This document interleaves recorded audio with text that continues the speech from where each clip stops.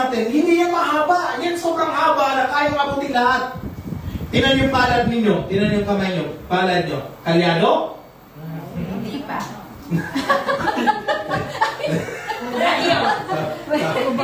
Ano?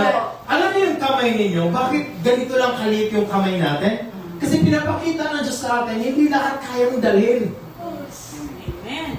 Kung ano lang kahit 5 daliri lang meron ka sa isang kamay, tinong katabi, baka 6. 5 lang, may design ng Diyos 5 lang. Bakit 5 lang? Nais ng Diyos na ipakita sa ating lahat na may limitasyon tayong tao. Amen. Bilang tao, tinatabi mo kung tao ba? Tao. Tingnan mo kung paano ka dinisenyo ng Diyos. Tayong lahat ay nilikha ng Diyos. Napaka-perfect ang pagka-design ng Diyos sa atin. Yes. No, wala natin tingnan kung gaano katangos. Huwag natin tingnan yun. Ano? Pag napaka-perfect, kung paano ka nilikha ng Diyos, isipin mo kung yung ilong mo, yung butas mataas. Hindi po ko tuloy. Bawal kang maulanan. Abay mo pupuno. Ano? Isipin mo, paano nilikha ng Diyos ang lahat ng bagay? Merong isang experiment by AI, Artificial Intelligence. Alam niyo ba, yung usa, yung mata nun nasa gilid, di ba? Nilagay sa harap. Sabi na, kaya pala nilagay ng Diyos ito sa gilid, ang sagwa pala tignan. Isipin mo, yung mata mo nasa gilid. Nandito. Paano kaya magiging lakad mo?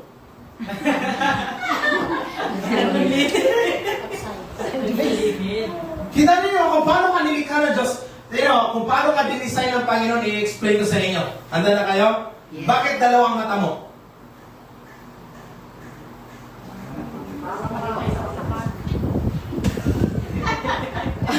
Para balance. Balance.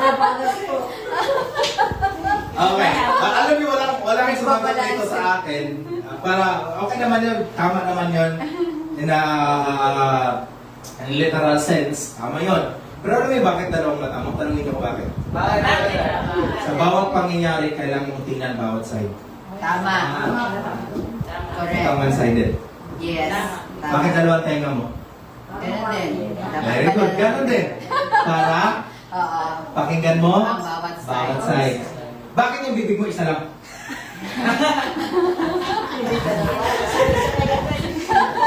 Tama lang sa bibig. Oo. Yan na yun eh. Husgado na yan. Husgado na yan. Final. Magaling ka ng ayos. Isa lang po yung bibig natin. Kasi ang sabi ng Bible, you should quick to listen but slow to speak. Tama. Isa lang ang nilikha ng Diyos sa ating bibig. Sabi mo kung dalawa, isa pa dito sa ikot. Pero, alam niyo, isa lang ang nilikha ng Diyos sa bibig natin. Dahil son, lahat ng lumalabas dyan, hindi niya may babalik. Dalawang mata para dalawang tingnan mo. Dalawang tenga mo para dalawang papakinggan mo. Pero isa lang ang bibig mo. Bakit ka mo? Para mabalance at maayos ang sasabihin mo. Dahil once lumabas yan, hindi mo may babalik. Tama. Hello, natindihan niyo? Yes. Alam niyo, ang mata ninyo, nandito sa harapan, wala dito. Bakit ka mo? Ang mata mo nandito para makafocus ka sa harap. Hindi sa likod. Maraming tayo hindi nakamove on. Maraming taong hindi nakaka-move forward. Why? Laging tinitingnan ang nasa likuran. Laging tinitingnan yung past. Ano? Lakas mag-relapse. Ba't hindi? Sabi ng Diyos, sabi ni Rizal, magkaibang sabi ni Rizal, sabi ng Diyos. Sino susunod niyo? Si Rizal o si Lord? Si Lord. Sabi ni Rizal, ang di marunong lumingon sa pinanggalingan ay Hindi may utang.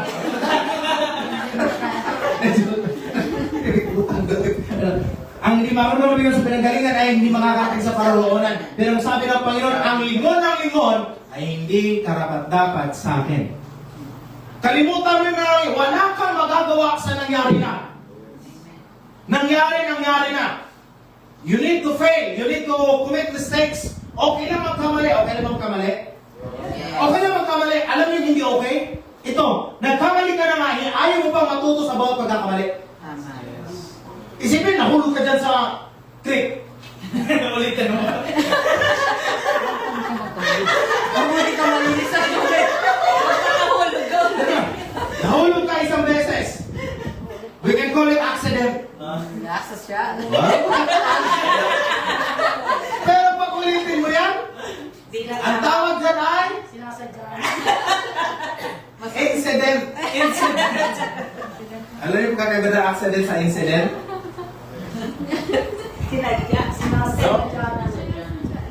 Kaya nga, kailangan nating matutunan yan. Kaya sabi ni Lord, hindi tayo tinawag ng Diyos kasi magagaling tayo. But, tingnan niyo. Kundi, tinawag ka ng Diyos kasi alam niyang magagamit kanya. Amen. Amen po ba? Amen. Sabi mo sa tabi mo, magagamit ka ng Diyos. Magagamit ka ng Diyos. Divine calling ministry is not a job or a Sunday routine, but it's a privilege to be chosen and used by God. Hindi lahat. Hindi lahat. May opportunity tumugtog, kumanta. Hindi lahat. Kaya nga kapag nandito ka, ginagamit ka ng Diyos, pasalamatan mo ang Diyos. Amen. Amen. Amen. Amen po ba? Amen. Kaya kapag tinawag ko, ikaw magte-testimony, yes Lord, thank you. Dapat ka nun eh. Ha? Ako? Ako? Ako? Ipanigit ka lang. Nag-yes agad. Brother Melvin, nag-yes agad. Salamat. Alam mo, makinig ka ng ayos. If you want to be blessed by the Lord, kapag ikaw'y pinili, tanong nyo, hindi naman talaga kami namili para sa inyo. Kasi ba, ikaw yung sinabihan, magte-testimony ka, it is the Lord. Ang Diyos ang namili sa'yo. Huwag mong tatanggihan. Amen. Ang mga taong willing magpagamit sa Diyos, ay ang Diyos willing din pagpalain ng taong yun. Amen. Amen. Willing ko malakpak, pagpalain mo.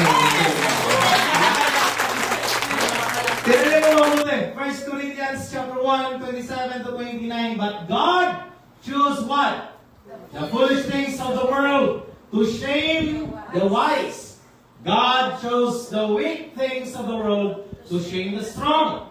God chose the lowly things of this world and despised things and the things that are not to nullify the things that are, so that no one may boast before Him.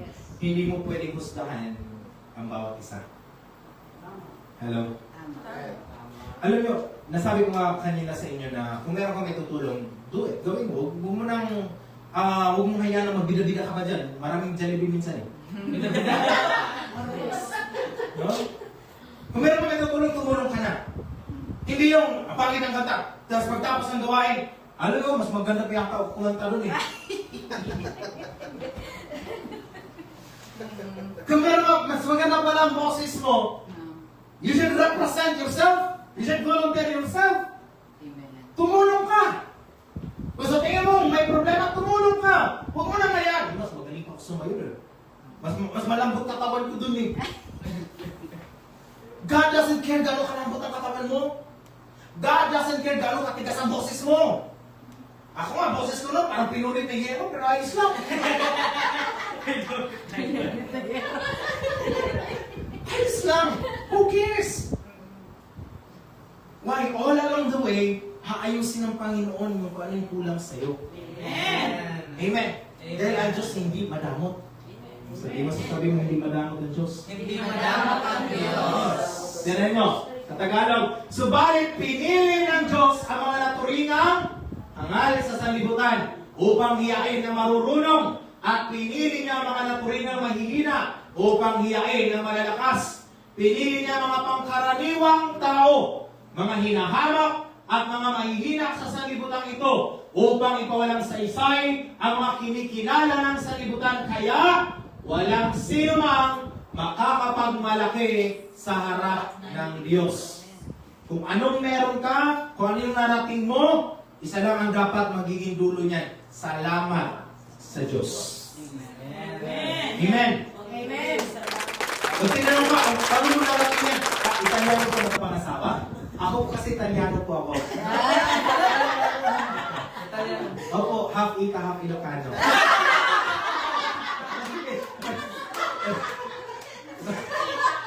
Ilocano, Italiano. Parang naniwalang Italiano. No? Alam niyo, may testimony po ko sa inyo. Lasing siya eh, but hindi ko sabi dapat ganun, gayahin natin. Merong isang church, isang lugar ng Italy. Merong maliit na church. Tapos, lahat magagaling talaga. Nag-aaway-away kasi nga magagaling ng Pinoy.